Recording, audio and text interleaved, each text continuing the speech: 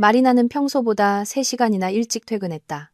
갑작스러운 정전으로 사무실이 암흑에 잠기자 부장님이 예상치 못하게 전 직원을 조기 퇴근시켰기 때문이다. 생명이 꺼진 컴퓨터 모니터를 멍하니 바라보는 것은 인간 존재의 무의미함에 대해 논하는 어느 철학 소설의 주인공에게나 어울릴 법한 지극히 부조리한 일처럼 느껴졌다. 그녀는 익숙한 아파트 단지 안을 걸었다. 페인트가 벗겨진 낡은 그네가 있는 허름한 놀이터를 지나 마치 누군가 이웃차를 긁지 않고 빠져나가는 방법을 주제로 거대한 퍼즐이라도 만들어 놓은 듯 빽빽하게 주차된 차들 사이를 지났다. 아침에 남편 도진수가 어제 사온 식빵이 낡은 운동화 밑창 같은 식감이라고 투덜댔던 것이 떠올라 마트에 들러 빵을 사야겠다고 생각했다. 그들이 사는 9층짜리 아파트의 5층 집은 건축가들이 인간의 행복이 규격화될 수 있다고 굳게 믿었던 시절에 지어진 듯했다. 똑같은 모양의 발코니와 손바닥만 한 주방을 가진 네모난 상자들을 대량으로 찍어내던 바로 그 시절에 계단을 오르자 이웃집의 음식 냄새와 낡은 아파트 특유의 냄새가 뒤섞인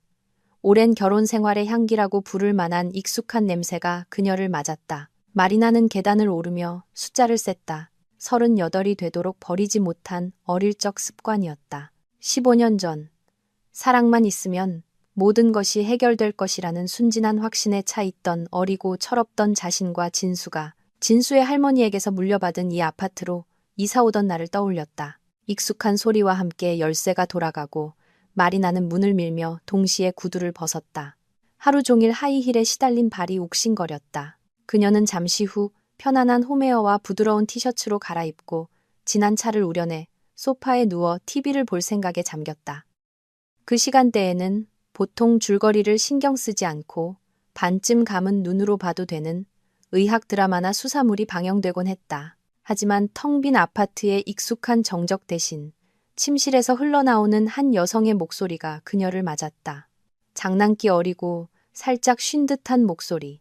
여자들이 유혹적이면서도 자신감 있게 보이고 싶을 때 흔히 사용하는 바로 그 톤이었다. 자기야, 어디야? 서프라이즈. 마리나는 현관에 얼어붙은 채 서 있었다.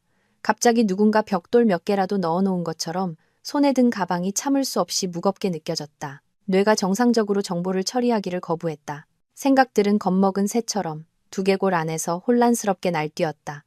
우리 침실에서 누군가의 목소리가 들려. 여자 목소리야. TV는 아닐 거야. 진수 씨는 침실에서 TV를 안 보니까. 진짜 여자야.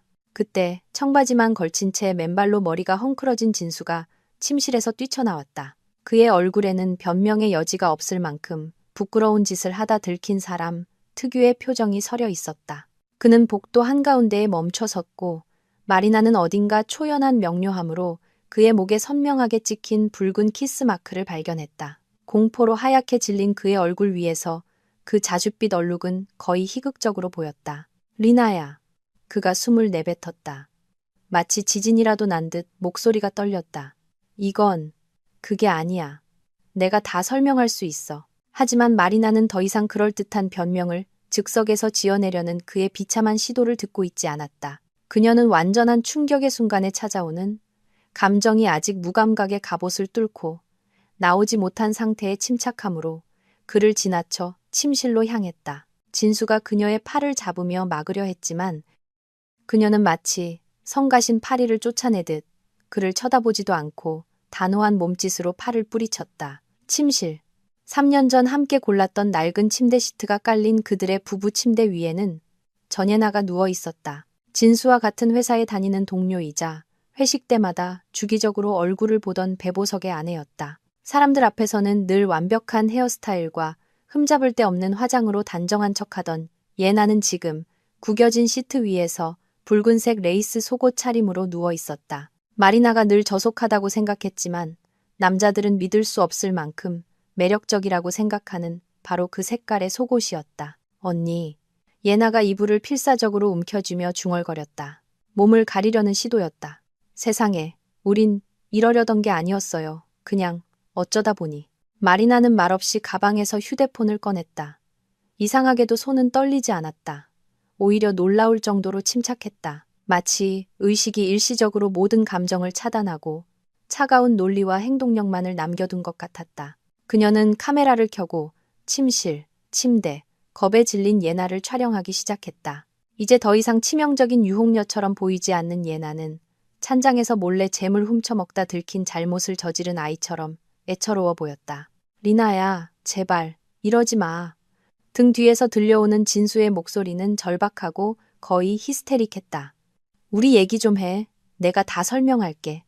하지만 그녀는 계속 촬영했다. 체계적으로 휴대폰을 돌려가며 바닥에 흩어진 여자 옷, 의자 등받이에 걸린 진수의 셔츠, 침대 옆 협탁에 놓인 마시다 남은 와인잔 등 모든 디테일을 담았다. 마치 범죄 현장을 촬영하듯 증거를 기록하는 것과 같은 무감정한 꼼꼼함으로 촬영을 마친 그녀는 조용히 돌아서서 진수를 오랫동안 뚫어지게 쳐다봤다. 그 시선에는 너무나 차가운 냉기가 서려 있어 그는 자기도 모르게 한 걸음 뒤로 물러섰다. 15년. 그녀가 나지막하지만 또렷하게 말했다. 한마디 한마디가 우물에 돌을 던지듯 정적 속으로 떨어졌다. 15년 동안 나는 당신 셔츠를 다렸고 토요일마다 당신이 좋아하는 김치찌개를 끓였고 살림을 어떻게 해야 하는지에 대한 당신 어머니의 끝없는 잔소리를 견뎠어. 15년 동안 나는 대학원에 가고 싶었던 내 꿈을 미뤘어. 당신의 경력이 더 중요했으니까. 15년. 그녀는 말을 멈췄다. 그 침묵 속에는 비명이나 히스테리가 아닌 그보다 더 끔찍한 무언가가 있었다. 감정적인 폭발보다 훨씬 더 무서운 치밀하게 계획된 복수가 숙성되는 얼음장 같은 정적이었다. 그리고 제일 웃긴 게 뭔지 알아? 마리나가 말을 이었다. 그녀의 목소리에 깃든 기묘한 비웃음의 진수는 진심으로 소름이 돋았다. 예나 씨 남편, 배보석 씨. 최근에 승진했잖아. 이제 당신 부서 전체를 총괄하는 부장님이 됐다고. 과연 그 사람이 자기 오른팔이자 가장 신뢰하는 부하 직원이 근무 시간에 자기 아내를 침대로 끌어들인다는 걸 알면 어떻게 반응할까? 진수의 얼굴이 창백해지다 못해 복도 벽에 낡은 회반죽처럼 잿빛으로 변했다. 안 돼. 그가 숨을 내뱉었다. 리나야, 안 돼. 그것만은. 제발, 그 사람이 날 끝장낼 거야. 내 경력을 망가뜨릴 거라고. 이 업계에서 나 다시는 일 못해. 우리 둘 다 이 바닥 사람들이 다 아는데. 우리? 마리나가 되물으며 놀란 듯 눈썹을 치켜세웠다. 참 다정한 표현이네. 하지만 미안하지만 이제 우리라는 건 더 이상 존재하지 않아, 여보. 그녀는 돌아서서 침실을 나갔다. 진수와 예나를 그들의 공포와 뒤늦은 후회 속에 남겨둔 채 현관에서 마리나는 멈춰서서 벽에 등을 기댄 채 눈을 감았다. 아드레날린이 가라앉자 비로소 감정이 밀려오기 시작했다. 히스테리는 아니었다. 그보다 더 깊고 고통스러운, 이전에는 존재하는 줄도 몰랐던 상처가 내면에서 벌어진 듯한 느낌이었다. 하지만 그녀는 울지 않았다. 대신 휴대폰을 열어 연락처에서 배보석의 번호를 찾았다. 언젠가 회식 자리에서 여름에 다 같이 펜션에 놀러가는 계획을 논의하다 번호를 교환했었다. 결국 실현되지 않은 계획이었지만 그녀는 그에게 영상을 전송하며 짧은 메시지를 덧붙였다. 부장님, 이걸 보셔야 할 것 같아요. 메시지는 조용한 소리와 함께 전송되었고 마리나는 기묘한 만족감을 느꼈다. 기쁨은 아니었지만 이 부조리한 상황에서 자신이 유일하게 올바른 일을 했다는 느낌이었다. 마리나는 현관에 서서 보낸 영상 아래 읽음 표시가 뜨는 것을 지켜봤다. 그리고 천천히 진수에게로 몸을 돌렸다. 그는 여전히 침실 문가에 얼어붙어 있었다. 마치 움직이지 않으면 현실이 기적처럼 바뀌어 지난 30분이 악몽으로 판명될 것이라 믿는 사람처럼. 내가 방금 뭘 깨달았는지 알아? 그녀가 조용히 말했다. 마치 난생 처음 보는 사람처럼 그를 뜯어보면서. 당신은 항상 나를 어리숙하고 편하고 순종적이고 예측 가능한 그런 멍청한 사람으로 여겼어. 그게 당신의 가장 큰 실수였어. 도진수 씨. 왜냐하면 나는 전부 다 기억하거든. 배보석 부장님에 대한 당신의 모든 이야기, 당신이 그 사람에게 얼마나 의존하고 있는지에 대한 모든 불평, 그가 전화 한 통으로 이 업계, 누구의 경력이든 묻어버릴 수 있다는 모든 언급을. 나는 기억해. 그리고 이제 그걸 이용할 거야. 그녀의 목소리는 평소 날씨나 저녁 메뉴를 이야기할 때처럼 평탄하고 일상적이었다. 하지만 바로 그 일상적인 어조가 진수를 오싹하게 만들었다. 히스테리는 견딜 수 있었을 것이다. 눈물은 닦아주었을 것이다. 깨진 그릇이라도 치우고 고통스러운 표정을 지었을 것이다. 하지만 이 차가운 계산은 새롭고 낯설고 무서운 것이었다. 리나야, 내 사랑. 그가 애원하는 몸짓으로 손을 뻗으며 그녀에게 다가갔다. 그 모습은 애처롭고 동시에 가식적으로 보였다. 우리 앉아서 차분히 얘기하자. 어떻게 이렇게 된 건지 내가 다 말해줄게. 이건 실수였어. 순간의 약점이었다고. 나는 당신을 사랑해, 당신만을. 닥쳐! 마리나가 그의 말을 끊었다.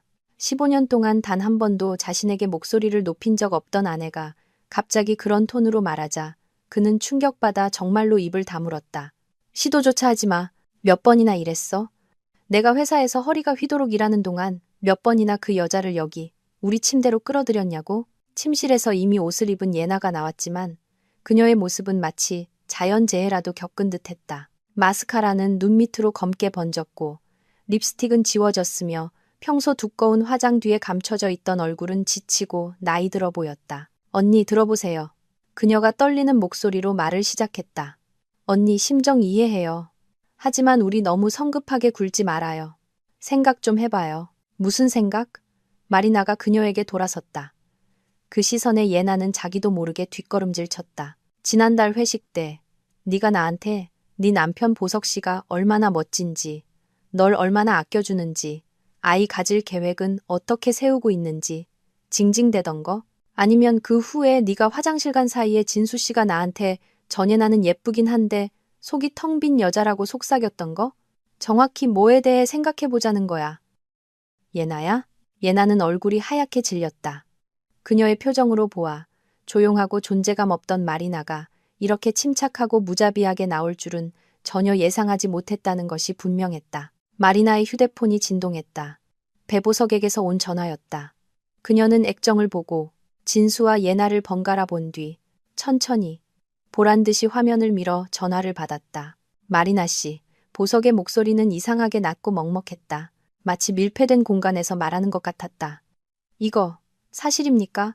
영상에 있는 거 정말로 지금 일어난 일인가요? 1시간 전쯤에요. 마리나가 침착하게 대답했다. 제가 평소보다 일찍 퇴근했어요. 사무실에 정전이 돼서요. 운명이 제가 진실을 알아야 할 때라고 결정했나 봐요. 전화기 너머의 침묵은 길고 무거웠다. 다가오는 폭풍 소리와도 같은 무언가로 가득 차 있었다. 그들 지금 어디 있습니까? 마침내 보석이 물었다. 그의 목소리에 금속성의 날카로움이 섞여 있었다. 제 앞에 서 있네요. 마리나는 하얗게 질린 진수와 예나를 보았다. 설명하려고 애쓰고 모든 걸 되돌릴 수 있는 말을 찾으려고 노력하고 있죠. 그런데 인간의 언어 중에 그런 말이 있었나 기억이 잘 안 나네요. 안에 바꿔주세요. 보석이 요구했다. 마리나는 예나에게 휴대폰을 건넸다. 그녀는 떨리는 손으로 그것을 받아 귀에 댔다. 보석 씨, 여보 미안해 내가. 그녀가 말을 시작했지만 보석은 너무나 매섭게 말을 끊어 마리나와 진수도 스피커 너머로 그의 목소리를 들을 수 있었다. 조용히 해. 내일 오전 10시까지 집에 와서 네 짐 챙겨. 내 것만. 내가 사준 건 하나도 건드리지 마. 그리고 나가. 정확히 24시간 주지. 그 후엔 자물쇠 바꿀 거니까. 하지만 보석 씨. 나 어디로 가? 돈도 없고 직장도 없는데. 나. 예나의 목소리는 울음으로 변했다. 코를 훌쩍이고 흐느끼는 전혀 아름답지 않은 진짜 울음이었다. 이제 그건 내 문제야. 보석이 그녀의 말을 잘랐다. 진작 생각했어야지. 그렇게 잘 어울리는 것 같으니 그 남자한테나 얹혀 살든가. 마리나 씨 다시 바꿔. 예나는 휴대폰을 돌려주었다. 손이 너무 심하게 떨려 하마터면 떨어뜨릴 뻔했다. 마리나 씨. 보석의 목소리는 부드러워졌지만 그리 많이는 아니었다. 만나서 얘기 좀 해야겠습니다. 우리에겐 공통의 관심사가 생긴 것 같군요. 내일요. 마리나가 말했다. 그녀는 자신의 내면에서 마치 건물 설계도처럼 명확하고 차가운 계획이 형태를 갖추기 시작하는 것을 느꼈다. 내일 점심때요. 서점 옆에 있는 그 카페 아시죠? 압니다.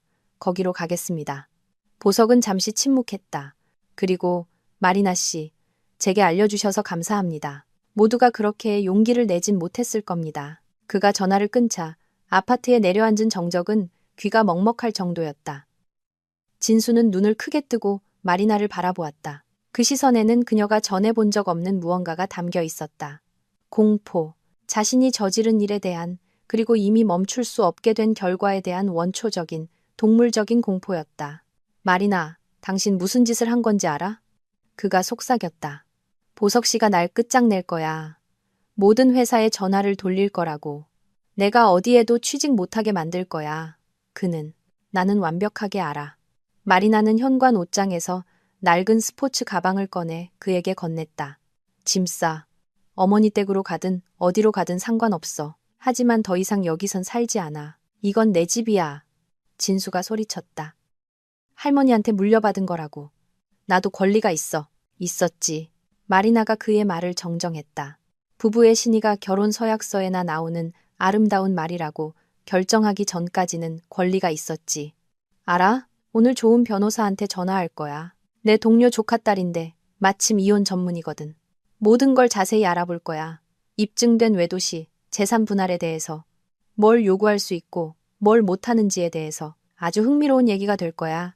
예나는 자신의 가방을 움켜쥐고 문으로 달려갔지만 문턱에서 돌아섰다. 언니, 제발 이러지 마세요. 그녀가 숨을 내뱉었다. 저는 아무도 없어요. 갈 곳도 없다고요. 부모님은 오래전에 돌아가셨고 친구들은 전부 보석 씨랑 같이 아는 사람들이에요. 다들 저한테서 등 돌릴 거예요. 저 혼자 남게 될 거예요. 진작 생각했어야지. 마리나는 보석의 말을 그대로 반복했다. 그녀의 목소리에는 한치의 흔들림도 없었다. 내 침실에서 옷을 벗을 때, 내 침대에 누울 때, 내 남편에게 키스할 때, 바로 그때 생각했어야지. 예나가 아파트 밖으로 뛰쳐나갔고 문이 닫히는 소리는 이 추악한 장면의 마지막 화음처럼 울렸다.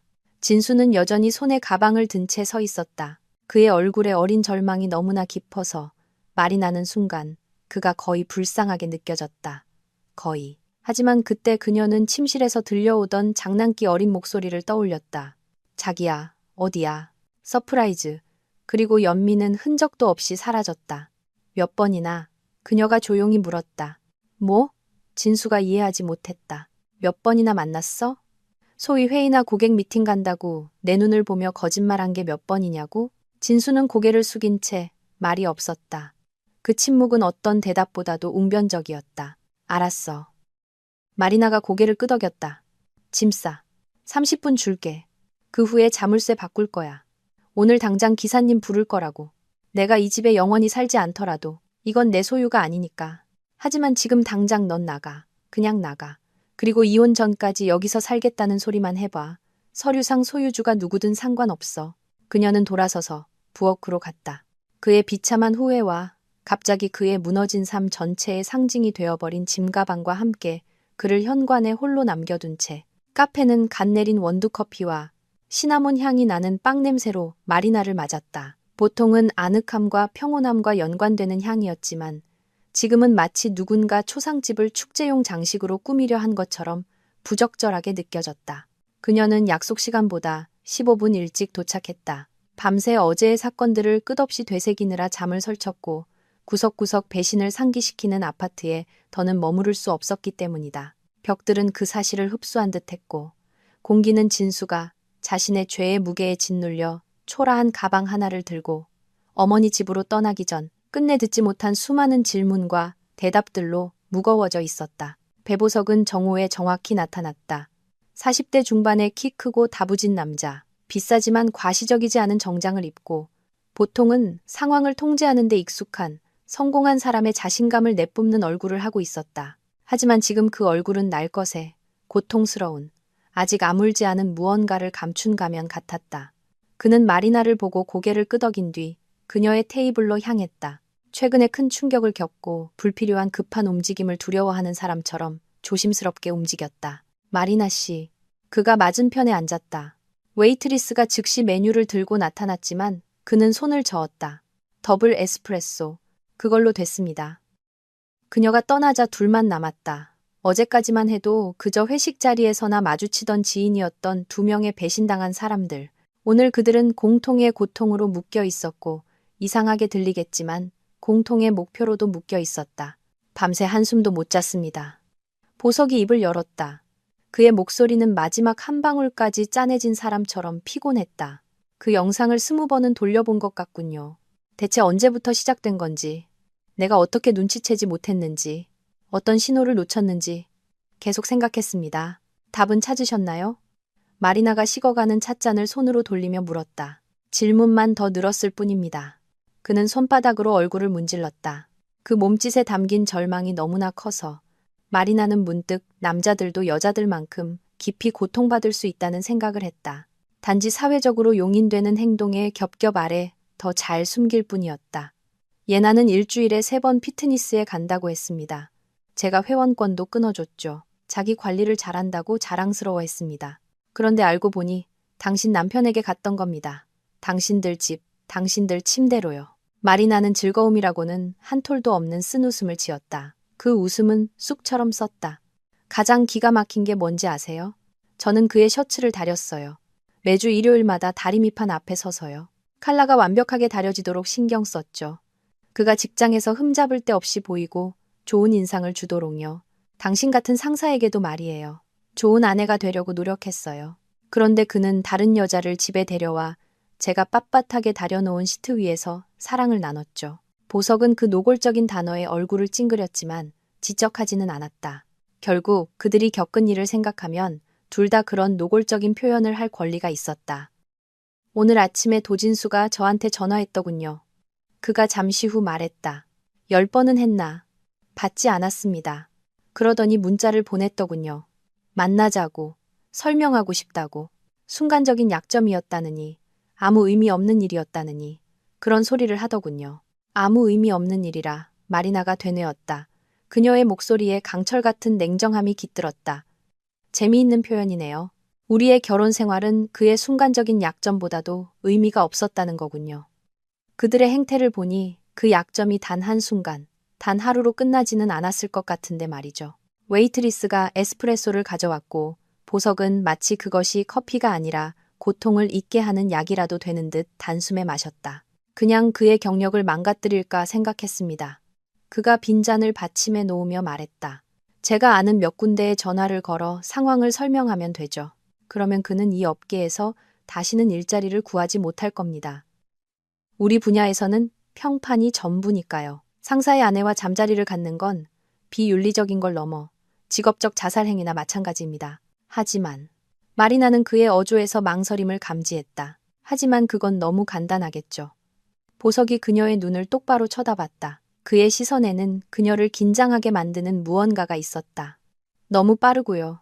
해고, 실직, 재정 문제. 물론 불쾌한 일이지만 극복할 수 있습니다. 사람들은 계속해서 직장을 잃고 또 새로 구하죠. 인생은 계속됩니다.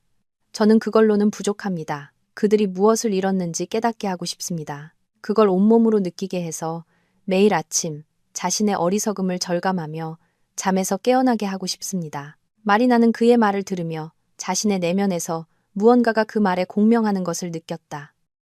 기쁨이 아니라 단순히 벌 주는 것을 넘어 그들이 파괴한 것의 규모를 배신자들이 진정으로 깨닫게 하고 싶다는 욕망을 가진 사람이 자신 혼자가 아니라는 데서 오는 어떤 어두운 만족감이었다. 무엇을 제안하시는 거죠? 그녀가 물었다. 협력입니다. 보석이 몸을 앞으로 기울였다. 그의 눈에 고통에서 비롯되지 않았다면 포식자의 그것처럼 보였을 법한 빛이 번뜩였다. 저는 도진수에 대해 모든 것을 압니다. 그의 약점, 그의 야망, 그의 두려움까지.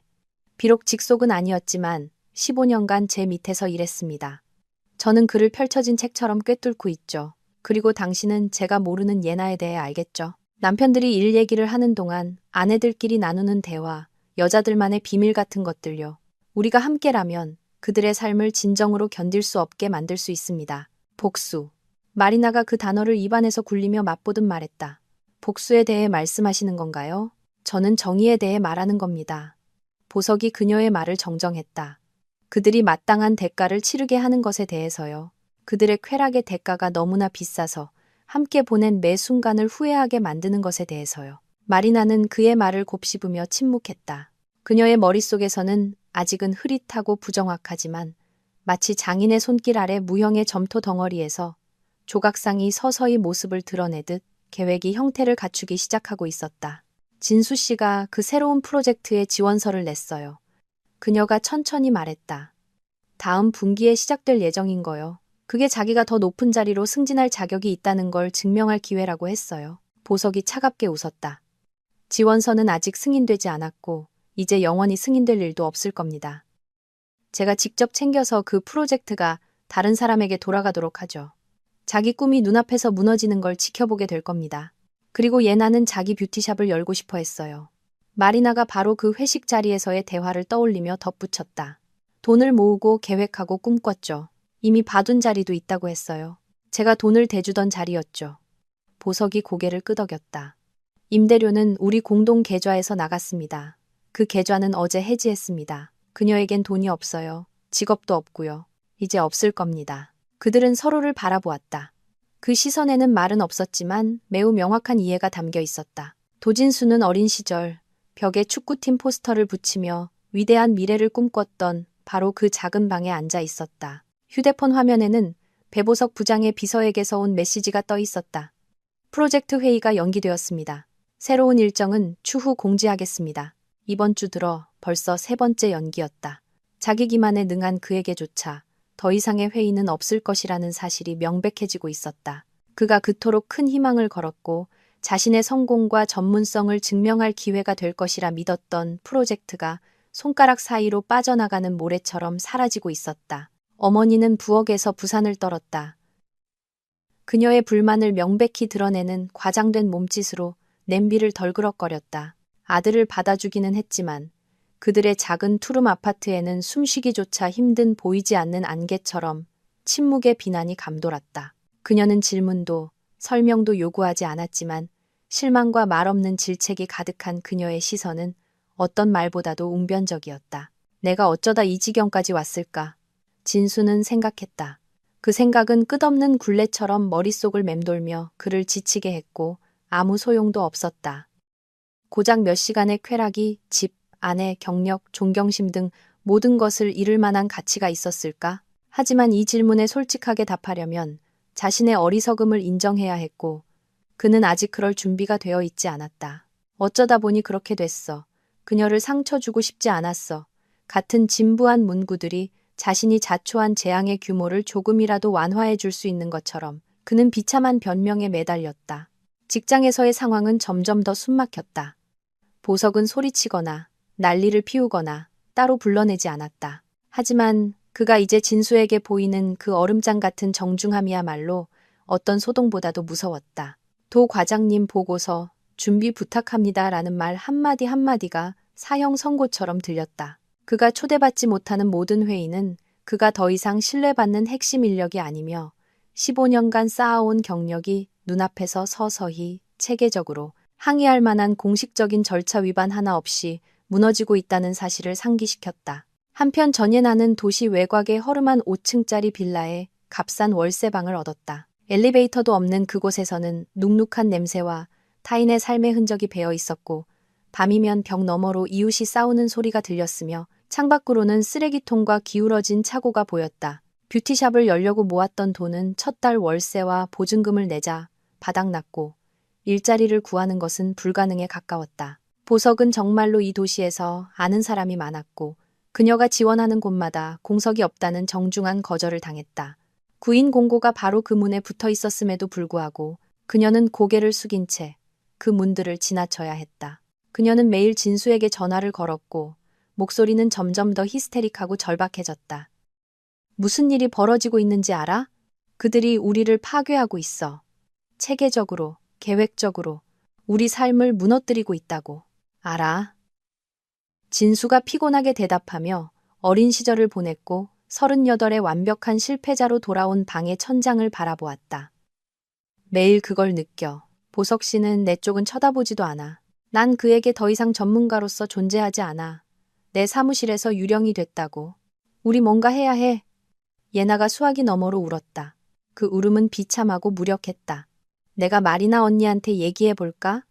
용서를 빌고 우리가 그러려던 게 아니었다고 설명하면 그게 도움이 될 것 같아? 진수가 씁쓸하게 웃었다.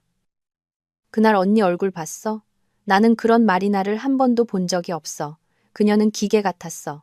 차갑고 계산적이고 그런 면이 있는 줄도 몰랐다고. 바로 그 순간 마리나는 15년간 진수와 함께 살았던 바로 그 아파트에서 보석과 통화하며 치밀하게 계획된 복수의 다음 단계를 논의하고 있었다. 진수가 없으니 아파트는 더 넓어 보였다. 공기는 더 맑았지만 익숙했던 공동생활의 자리에 생긴 공허함은 때때로 특히 저녁에 외로움의 파도처럼 밀려왔다. 부엌에 앉아 차를 마시며 더 이상 아무도 오늘 하루가 어땠는지 물어봐주지 않는다는 사실을 깨달을 때면 더욱 그랬다. 흥미로운 걸 좀 알아냈어요.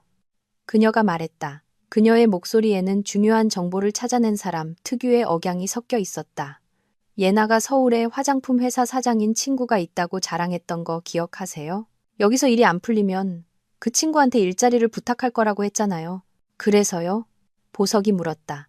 마리나는 그가 긴장하며 자세를 바로잡는 것을 거의 물리적으로 느낄 수 있었다. 그런 친구는 존재하지 않는다는 거예요. 마리나가 비웃었다. 그냥 있어 보이려고 지어낸 이야기였어요. 예나는 원래 현실을 부풀리는 경향이 있거든요. 어릴 때 모델 활동을 했다고 했던 얘기 기억하세요? 며칠 전에 소셜미디어에서 그녀의 동창을 우연히 만났어요. 얘기를 나눠보니 예나는 어릴 때 옷가게에서 판매원으로 일했대요. 모델 에이전시 같은 건 없었고요. 보석은 정보를 소화하며 잠시 침묵했다. 마리나는 그가 자신의 사무실, 지위와 성공을 말해주는 값비싼 가구로 채워진 웅장한 공간에 앉아 숨 쉬듯 자연스럽고 쉽게 자신에 대해 거짓말을 해온 여자와 수년간 함께 살았다는 사실을 깨닫고 있는 모습을 상상했다. 그럼 갈 곳이 없다는 거군요. 그가 요약했다. 정말로 아무데도. 좋습니다. 돈도 인맥도 미래도 없이 밑바닥에 있는 기분이 어떤 건지 느껴보게 해야죠. 진수 씨도 절망 상태예요. 마리나가 덧붙였다. 남편의 이름을 마치 타인에 대해 말하듯 그렇게 초연하게 발음하는 것이 이상하게 느껴졌다. 어제 시어머니가 전화해서는 그에게 두 번째 기회를 달라고 설득하려 하셨어요. 남자들은 다 그렇다느니 용서해야 한다느니 하면서요. 그래서 뭐라고 대답했습니까? 보석이 흥미를 보였다. 모든 남자가 그렇다면 그런 남자들은 필요 없다고 했어요. 마리나는 그들이 15년간 매일 아침 식사를 했던 바로 그 식탁을 손으로 쓸었다. 그리고 만약 아버님이 시어머님을 상사의 아내와 바람피워 배신했다면 시어머님은 용서하셨을 거냐고 물었죠. 그러자 아무 말 못하고 전화를 끊으시더군요. 보석이 짧게 즐거움 없는 웃음을 터뜨렸다. 있잖아요. 가끔 우리가 서로 닮았다는 생각이 듭니다. 둘 다 배신당했고, 둘 다 속았고, 둘 다 그냥 있고 아무 일 없었다는 듯이 살아갈 생각이 없죠. 무슨 일이 있었으니까요. 마리나가 조용히 대답했다. 우리를 변화시킨 일이 있었어요. 이제 우리는 한 달 전에 그 사람들이 아니에요. 다른 사람이 됐죠. 더 강인하고 더 차갑게. 아마 이게 잘못된 것일 수도 있지만 저는 다른 방식으로는 할 수가 없네요. 그녀는 창밖을 내다보았다. 저녁이 시작되며 하늘이 불길한 자줏빛과 회색으로 물들고 있었다. 복수란 참 이상한 것이라고 생각했다. 행복을 가져다 주지도 상처를 치유하지도 않지만 통제불능이 된 상황을 통제하고 있다는 착각, 어떤 어두운 만족감을 준다. 진수가 처음 예나를 그들의 공동 침실로 데려온 바로 그 순간부터 통제불능이 되어버린 상황을 시간이 지나면서 도진수는 정신을 차리고 행동에 나서야겠다고 결심했다. 그는 작은 것부터 시작했다. 동료들이 담배를 피우러 모이는 흡연실에서 조심스럽게 운을 떼는 것이었다. 그곳에서는 항상 가장 솔직한 대화가 오갔고 그 대화들은 나중에 눈덩이처럼 불어나 온갖 세부 사항과 추측이 덧붙여진 채 사무실 전체로 퍼져나가곤 했다. 그는 마치 신경쇠약 직전의 사람처럼 초조하게 담배를 피우며 창가에 서서 전날 밤 어머니 집 욕실 거울 앞에서 치밀하게 연습한 말들을 아무렇지 않게 던졌다. 요즘 배 부장님 좀 이상하지 않아요? 결정을 너무 충동적이고 생각 없이 내리시는 것 같아요. 그 협력업체 계약건 기억나세요? 제가 조건이 불리하다고 경고했는데 듣지도 않으셨잖아요. 이제 예산이 바닥을 보이고 있어요. 최근에 부서로 옮겨와 아직 사무실 정치의 미묘함을 파악하지 못한 젊은 분석가 이건이 흥미롭다는 듯 고개를 끄덕였다. 네, 저도 분위기가 좀 긴장된 것 같다고 느꼈어요. 분기 실적 때문인 줄 알았는데 실적과는 상관없어요. 진수는 목소리를 낮춰 비밀을 공유하는 듯한 분위기를 만들었다. 부장님 개인적인 문제예요. 가정사요. 그게 업무에까지 영향을 미치는 거죠. 자세히 말할 순 없지만 믿으세요. 그런 상태의 사람이 중요한 결정을 내려서는 안 되는 거거든요. 그는 할 말 이상을 한 사람처럼 담배를 비벼 끄고 사무실로 돌아갔다. 그의 뒤에는 동료들의 마음속에서 싹을 틔워 배보석의 평판에 균열을 일으키기를 바라는 모호한 암시의 흔적만이 남았다. 그것은 상사의 권위를 훼손하려는 비참한 시도였지만 물에 빠진 사람처럼 진수는 지푸라기라도 잡는 심정이었다.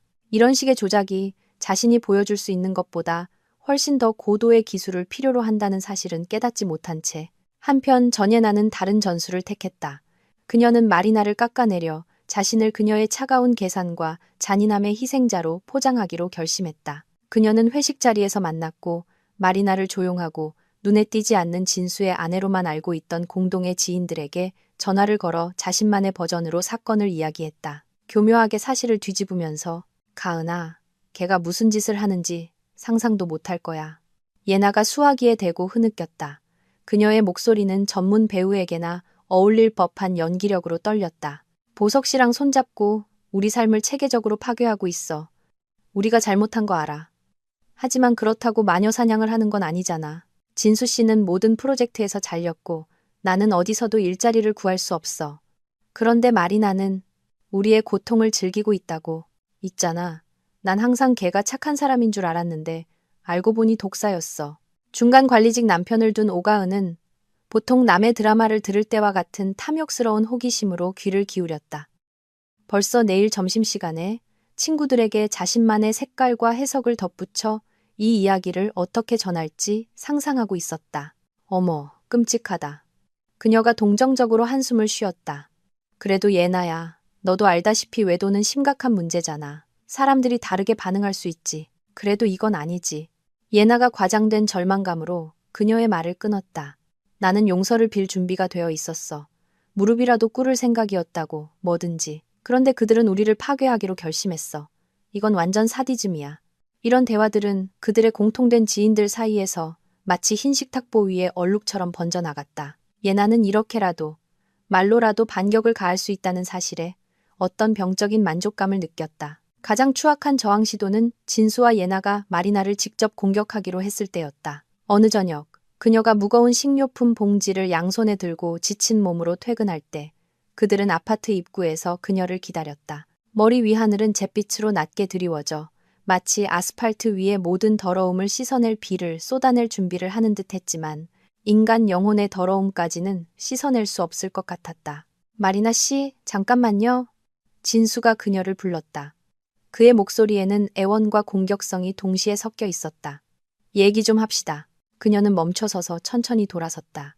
눈 밑에 검은 그늘이 진 초췌한 진수와 누가 봐도 세일 기간에 산 것이 분명해 보이는 싸구려 재킷을 입은 예나가 보였다.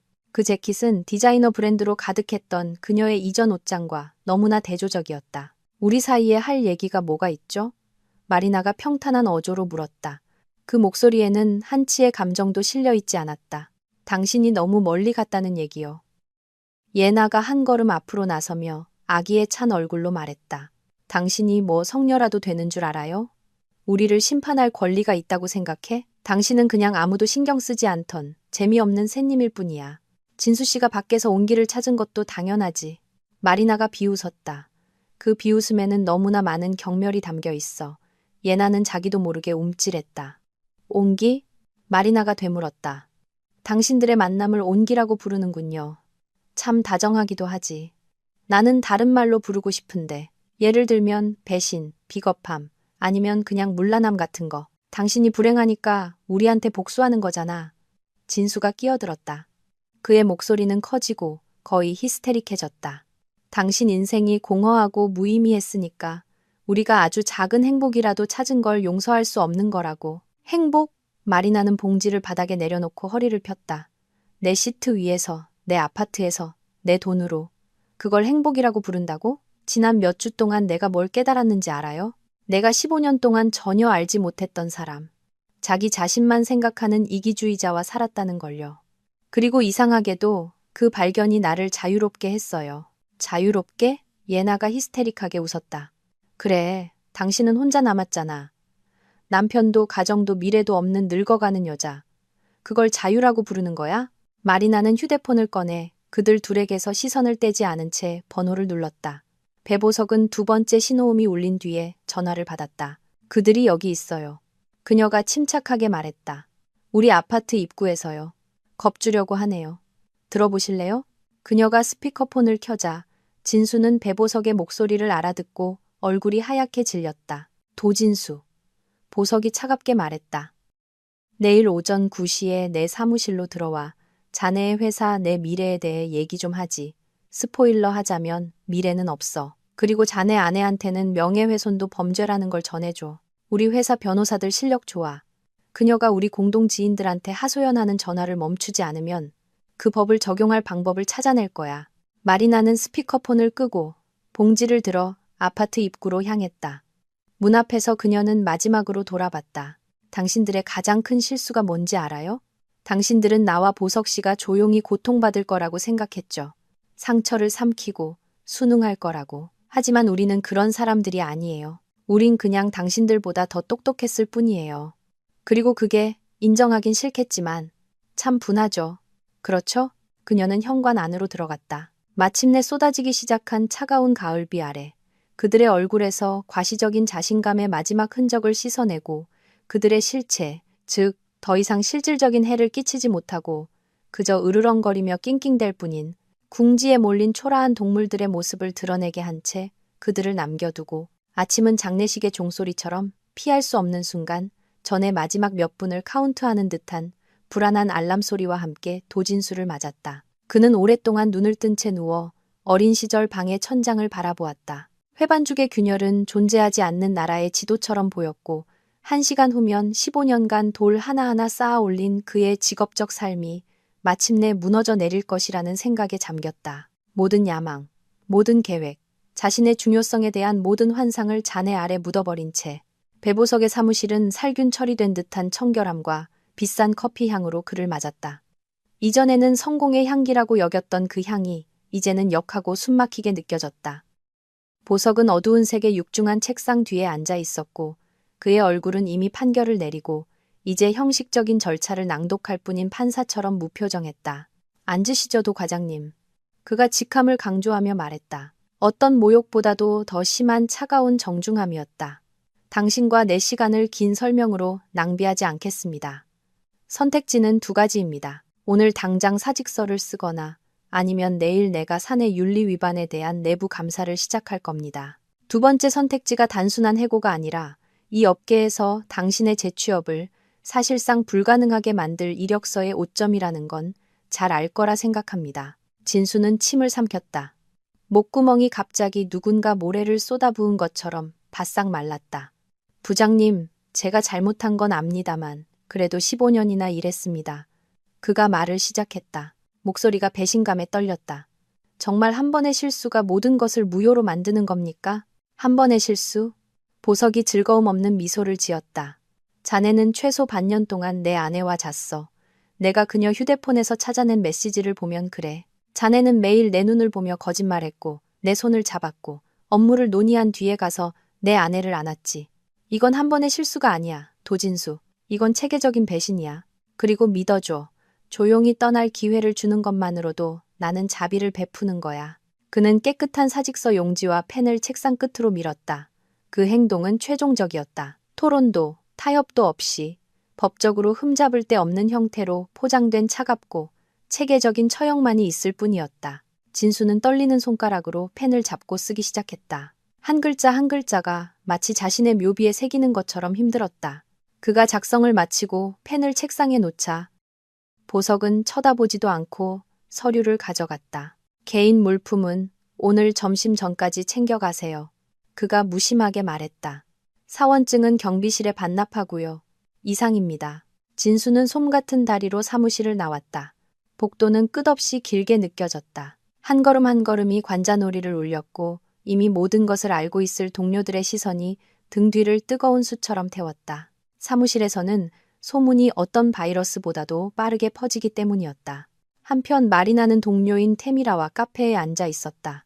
60에 가까운 나이에 두 번의 이혼을 겪고 인간의 약점을 너무 많이 본 사람 특유의 냉소적인 지혜로 삶을 바라보게 된 여자였다.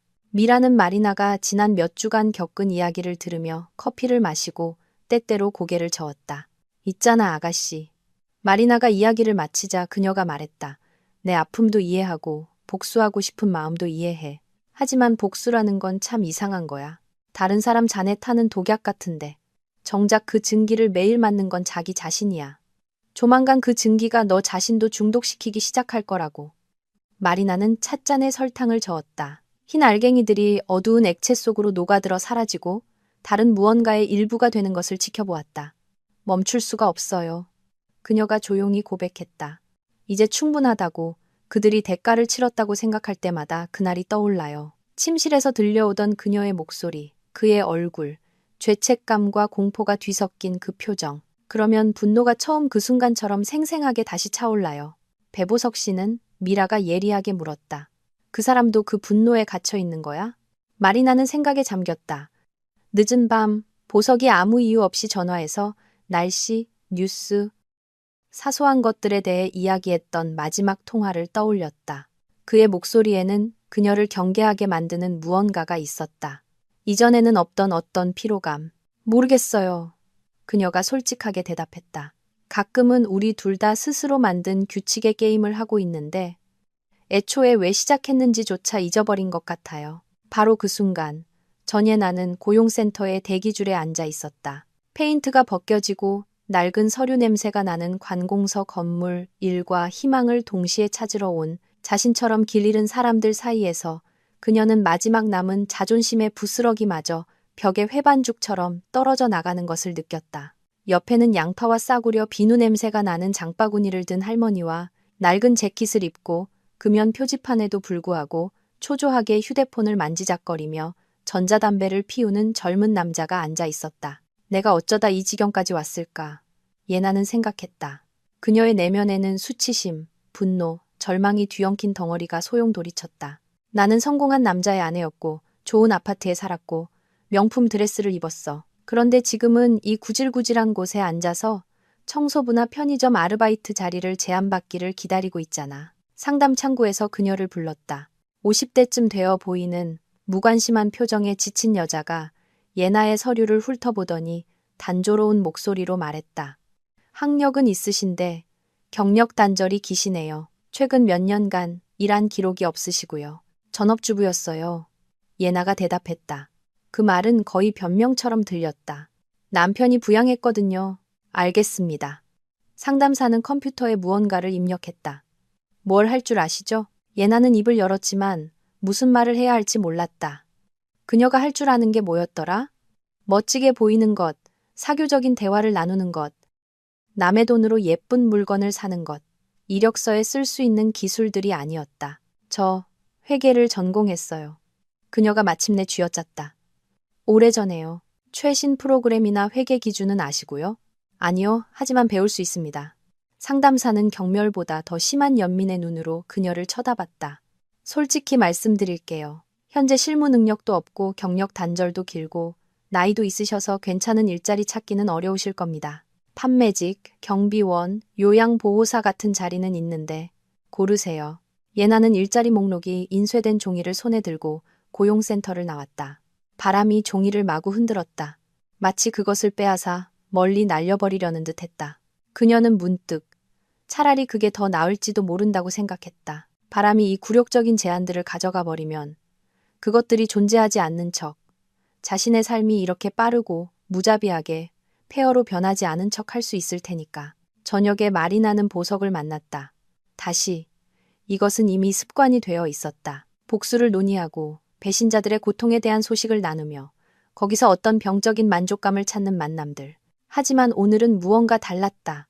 보석은 불만스러워 보이기보다는 피곤해 보였다. 그가 진수가 사무실에서 짐을 챙겨나가는 모습을 이야기할 때 그의 목소리에는 평소의 고소함이 없었다.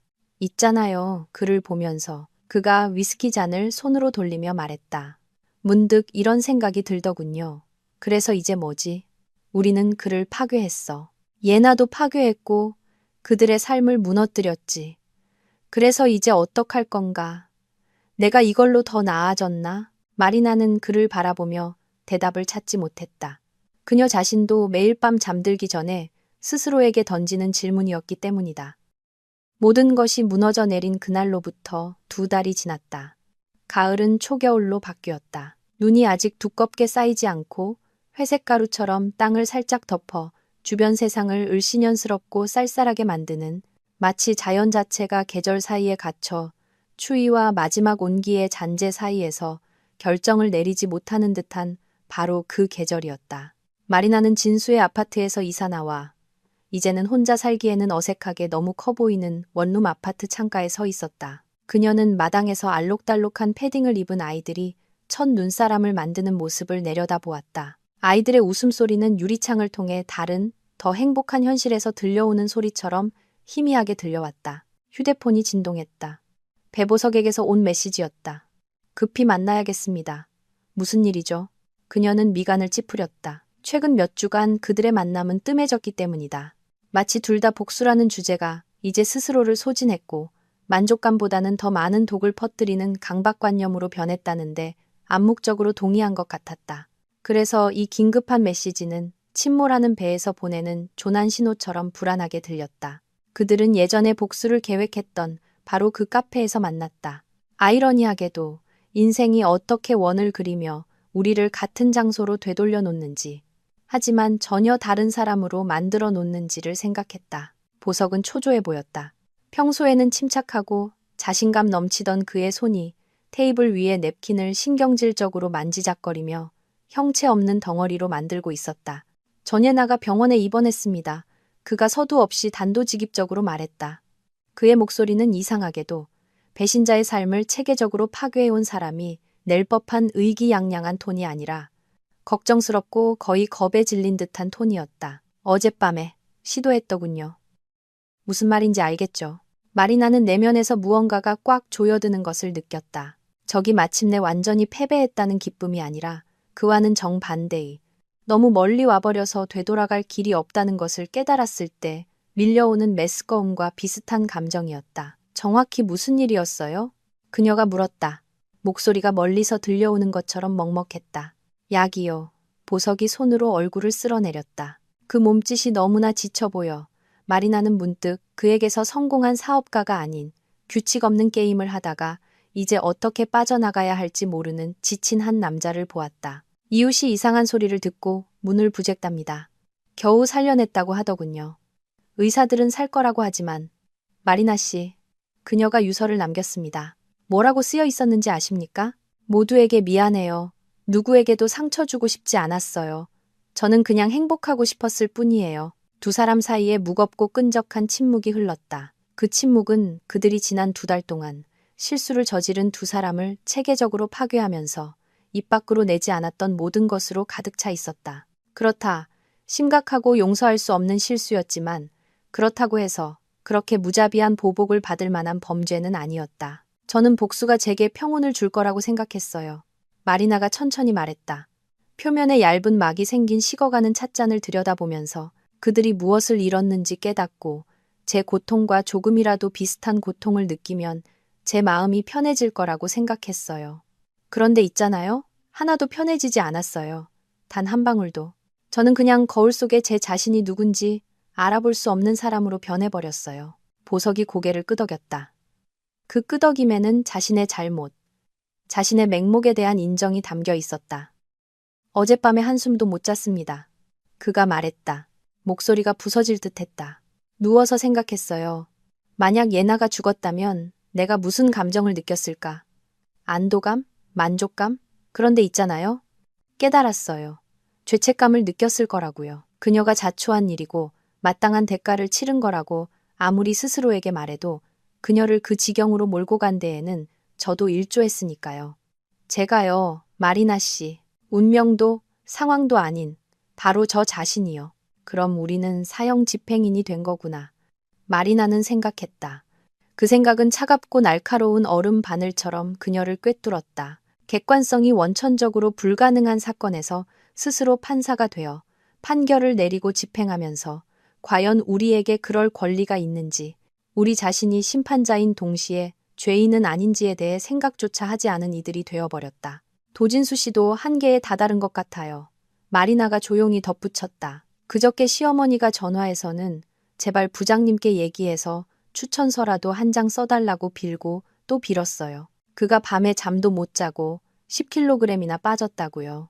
방에서 거의 나오지도 않고 그 아파트로 돌아가고 싶어 하지도 않는데요. 저는 그때 얘기를 다 듣지도 않고 전화를 끊었어요. 고통받으라고, 자업자득이라고 생각했죠. 그런데 지금은 그녀는 말을 멈췄다. 어떻게 문장을 끝맺어야 할지 몰랐기 때문이다. 어떤 결말이든 그들의 행동을 정당화하거나 자신의 잔인함을 인정하는 것처럼 들릴 것이었다. 우리가 너무 멀리 갔습니다. 보석이 결론 내렸다. 정당한 복수를 타인의 고통을 즐기는 가학적인 쾌락으로 변질시켰어요. 그리고 가장 끔찍한 건 이걸 어떻게 멈춰야 할지, 이미 이렇게까지 왔는데 어떻게 되돌아가야 할지 모르겠다는 겁니다. 마리나는 카페 창밖을 보았다. 유리창 너머로 평범한 문제와 기쁨을 가진 평범한 삶을 사는 사람들이 지나가고 있었다. 그들의 삶에는 자살 시도로까지 이어진 복수 같은 극단적인 일이 존재하지 않았다. 유모차를 끈 여자가 멈춰서서 아이의 담요를 고쳐주는 모습.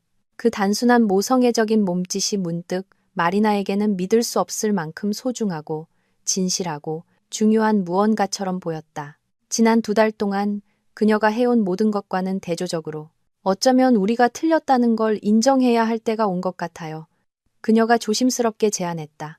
분노할 권리가 있었다는 점이나 배신에 대한 대가를 요구할 권리가 있었다는 점이 아니라 우리가 그것을 실행한 방식에서요. 정의를 잔인함으로 바꿔버렸다는 점에서요.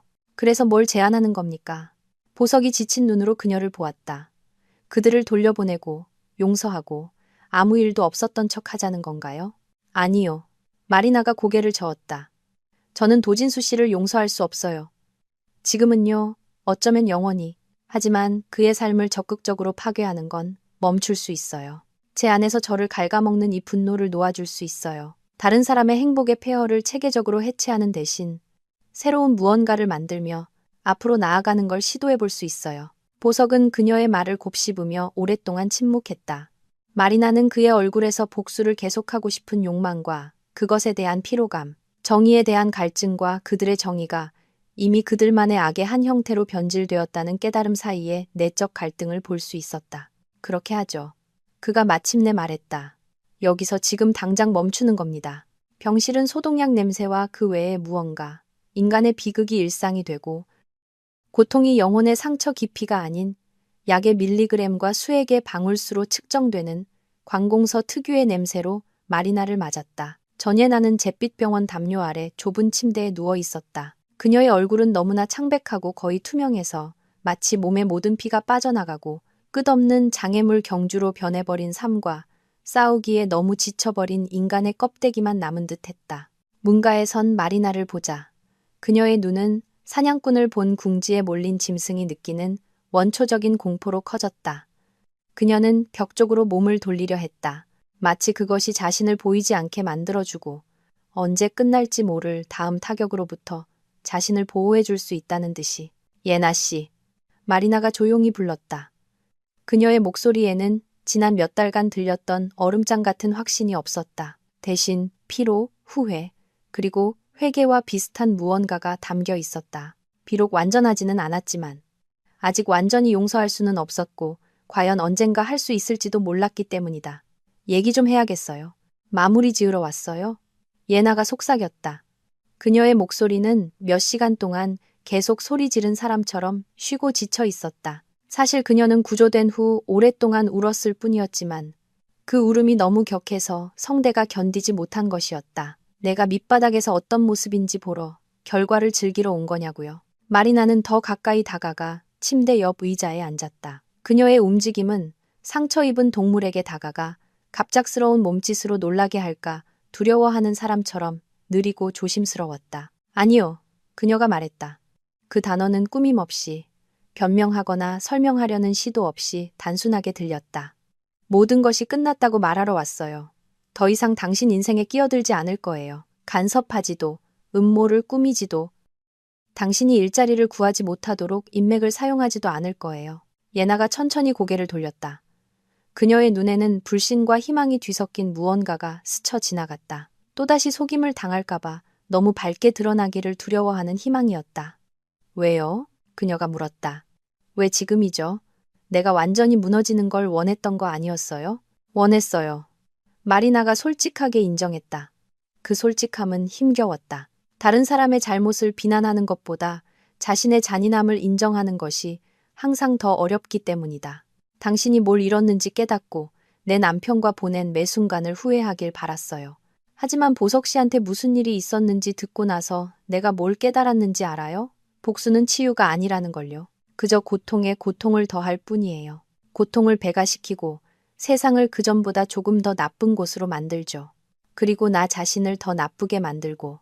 그녀는 속으로 덧붙였지만 밖으로 내뱉지는 않았다. 어떤 고백은 솔직함의 순간에도 너무 무겁기 때문이다. 예나는 눈을 감았다. 그녀의 뺨을 타고 눈물이 흘러내렸다. 소리 없이, 천천히, 마치 제대로 된 울음을 터뜨릴 힘조차 남아있지 않은 듯 했다. 용서를 빌지 않았어요. 자격이 없다는 걸 알았으니까요. 그녀가 속삭였다. 저는 정말로 행복하고 싶었어요. 악의에서가 아니라, 복수심이나 누군가를 해치려는 의도에서가 아니라요. 그냥, 보석 씨는 항상 일 때문에 바빴고, 진수 씨는, 그는 저를 특별한 사람인 것처럼 봐줬어요. 바보 같죠? 알아요. 이기적이고 비열하죠. 하지만 그게 진실이었어요. 마리나는 들었다. 그녀의 내면에서는 두 가지 감정이 싸우고 있었다. 거의 꺼져가는 불씨처럼 여전히 타오르는 분노의 잔재. 그리고 사람들이 악의가 아니라 약함, 외로움에 대한 두려움. 필요하고 중요한 존재로 느끼고 싶은 욕망 때문에 실수를 저지른다는 새로운 이해와 비슷한 무언가. 그리고 그 약함이 배신을 정당화하지는 않지만 그것을 더 인간적이고 이해할 수 있게 만든다는 것. 보석 씨가 추천서를 써줬어요. 마리나가 가방에서 봉투를 꺼내며 말했다. 아주 좋은 걸로요. 다른 도시에 있는 지인과 얘기해뒀대요. 거기에 화장품 회사 새 지점이 열리는데 매니저가 필요하답니다. 월급도 괜찮고요. 원한다면 처음부터 다시 시작할 수 있어요. 예나는 떨리는 손으로 봉투를 받았다. 마치 이것이 또 다른 잔인한 농담일까봐 지금이라도 마리나가 그것을 다시 빼앗아가며 그녀의 순진함을 비웃을까봐 두려워하는 듯 했다. 왜 이런 일을 하시는 거죠? 그녀가 이해할 수 없다는 듯 갈라지는 목소리로 물었다. 그 모든 일이 있었는데 우리가 진수 씨랑 다른 사람의 삶을 계속 파괴하는 것은 제 영혼에 너무 비싼 대가를 치르게 하니까요. 마리나가 의자에서 일어나며 대답했다. 저는 복수하며 사는 게 아니라 그냥 살고 싶다는 걸 깨달았어요. 이건 용서가 아니에요, 예나 씨. 이건 그저 증오에 제 자신을 낭비하는 걸 멈추겠다는 결정일 뿐이에요. 그녀는 병실을 나왔다. 봉투와 함께 절망의 두꺼운 층을 뚫고 얼어붙은 땅에서 솟아나는 첫 봄. 새싹처럼 조심스럽게 자라나는 희망과 함께 예나를 남겨두고 같은 날 저녁 배보석은 진수의 어머니 집 근처 작은 공원에서 그를 만났다. 세월과 날씨에 페인트가 벗겨진 나무 벤치 위 아마도 언젠가는 사랑에 빠진 연인들이 앉아 미래를 꿈꿨을 그 자리에서 그 미래가 얼마나 빨리 실망과 고통으로 가득 찬 현재로 변할 수 있는지는 모른 채 자네를 용서한다고 말하지는 않겠네. 보석이 서두 없이 시작했다. 그의 목소리는 단호했지만 악의는 없었다. 용서하지 않으니까. 하지만 증오하는 데 지쳤어. 매일 아침 어떻게 하면 자네 인생을 더 최악으로 만들까 생각하며 깨어나는 데 지쳤다고. 그래서 멈추는 거야. 진수는 그를 바라보았다. 그의 얼굴에는 안도감과 수치심이 뒤섞여 있어 보석은 자신의 결정을 거의 후회할 뻔했다. 거의. 하지만 전부는 아니었다. 이웃 도시에 내 연락처가 있네. 그가 말을 이었다. 작은 회사야. 자네 같은 전문가가 필요하다고 하더군. 추천서는 중립적으로 써주겠네. 세부사항 없이. 그 다음은 자네가 알아서 하게. 감사합니다. 진수가 숨을 내뱉었다. 그 말은 진심으로 들렸다. 제가 이런 걸 받을 자격이 없다는 거 압니다. 자격 없지. 보석이 동의했다. 하지만 아마도 나는 평온을 누릴 자격은 있는 것 같아. 그러려면 놓아줘야 하고. 봄은 언제나 그렇듯 갑자기 찾아왔다. 어느 날 문득 공기가 해빙하는 흙냄새와 감상적으로 보일까 두려워 희망이라고 부르기엔 망설여지는 형언할 수 없는 무언가로 가득 찼다. 마리나는 자기 아파트 발코니에 앉아 커피를 마시며 아래 마당에서 경비 아저씨가 더러운 눈에 자네를 쓸어 모으는 것을 바라보았다. 그녀의 삶이 그 이전과 그 이후로 갈라진 그날로부터 벌써 반년이 지났고 그 균열은 시간이 지나며 아물었지만 여전히 보이고 여전히 예기치 않은 순간에 자신을 상기시킨다는 생각을 했다. 진수와 함께 좋아했던 카페를 지나칠 때나 옷장에서 버리는 것을 잊은 그의 낡은 티셔츠를 발견할 때처럼 전화가 울렸다. 화면에는 테미라의 이름이 떴다. 그녀의 동료는 지난 몇 달간 단순한 동료 이상의 존재, 아마도 친구가 되었다. 비록 마리나는 가장 가까운 사람이 그렇게 잔인하고 진부하게 자신을 배신한 후 사람들에게 정을 붙이는 것을 두려워하며 여전히 조심스럽게 그 단어를 사용했지만, 리나야, 오늘 저녁 약속 기억하지? 미라의 목소리는 두 번의 이혼과 수많은 인생의 실망 후에도 꺼지지 않는 쾌활함으로 가득 차 있었다. 거기 오리 요리가 예술이라는 새 레스토랑 가기로 했잖아. 기억해요. 마리나가 미소 지었다. 그 미소는 이별 후 첫 몇 달 동안 가게 점원에게 감사합니다 라고 말하는 것조차 힘겨웠을 때처럼 억지로 쥐어짠 것이 아니라 진짜였다. 몇 시에 만날까요? 7시에 분수대 앞에서. 미라가 대답했다. 그리고 리나야, 거기 한 사람 올 거야. 내 조카. 최근에 우리 도시로 이사 왔는데 건축가고 이혼했어. 아이는 없고. 소개팅 주선하는 거 아니야. 그냥 의무감 없이 재미있는 사람 하나 소개해주는 거야. 마리나는 미라가 마치 살아있는 사람들을 말로 삼아 자신만의 체스 게임을 하듯 능숙하게 사람들을 엮어주는 모습을 상상하며 웃었다. 좋아요. 그녀가 동의했다. 한번 보죠 뭐. 한번 보죠. 그녀는 통화가 끝난 후 속으로 되뇌었다. 반년 전만 해도 다른 남자와 만난다는 생각 자체가 자신에 대한, 진수와 함께 보낸 15년에 대한 배신처럼 느껴졌을 것이라고 생각했다. 하지만 이제 그녀는 인생이 다른 사람의 배신 때문에 멈추지 않는다는 것을, 자신에게는 새로운 장, 아마도 이전보다 더 행복할 새로운 이야기를 쓸 권리가 있다는 것을 이해했다. 같은 날 아침, 배보석은 자신의 사무실에 앉아 예나와 함께 살았던 아파트 매매 서류에 서명하고 있었다. 한때 성공의 상징처럼 보였지만 이제는 꽉 끼고 불편해진 낡은 옷처럼 버리고 싶은 기억들로 가득 찬 방들의 집합일 뿐인 시내의 그 넓은 아파트였다. 그는 공원이 보이는 조용한 동네에 더 작은 새 집을 샀다. 그곳에 처음 들어섰을 때 그는 안도감과 비슷한 백지 상태에서 시작할 수 있다는 가능성을 느꼈다. 김 비서가 커피를 가져다 주며 조심스럽게 책상 위에 봉투 하나를 올려놓았다. 부장님 앞으로 온 겁니다. 그녀가 말했다. 친전입니다. 보석은 봉투를 열고 단정한 필체로 쓰인 짧은 편지를 꺼냈다. 보석 씨, 용서를 구하지 않을게요. 말이 아무것도 바꾸지 못한다는 걸 아니까요. 그냥 당신이 알았으면 해요. 저는 다른 도시로 이사했고 새로운 일, 새로운 삶을 시작했어요. 가끔 밤에 잠에서 깨면 그때 내가 나 자신과 당신에게 더 솔직했더라면 모든 것이 어떻게 달라졌을까 생각해요. 하지만 과거는 바꿀 수 없죠. 제게 기회를 줘서 고마워요. 헛되이 쓰지 않을게요. 예나. 그는 천천히 편지를 접어 책상 서랍에 넣었다. 그의 얼굴에는 분노도, 연민도, 만족감도 아닌 어떤 감정도 드러나지 않았다. 단지 인생의 어떤 장들은 요란한 피날레가 아니라 조용한 말줄임표로 끝난다는 사실에 대한 지친 수용만이 있을 뿐이었다.